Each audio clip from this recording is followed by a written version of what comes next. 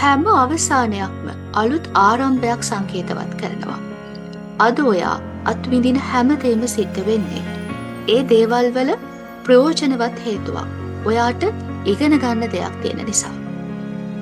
අසාර්ථකත්වය ඔයාට සාර්ථකත්වය වෙනුවෙන් වැඩ කරන්න තියෙන බය නැති කරනවා. ඔයාට අසාර්ථක නොවී ජීවත් වෙන්න අමාරුයි. ඔයා අසාර්ථකත්වයන් තුලින් සාර්ථකත්වයේ ප්‍රවේශයන් හඳුනගන්න ඕනේ. ඔයා එක විභාගයකින් පාස් වුණා හරි ෆේල් වුණා හරි කියලා ඒකෙන් ඔයාගේ සාර්ථකත්වයවත් අසාර්ථකත්වයවත් තීරණය වෙන්නේ නැහැ.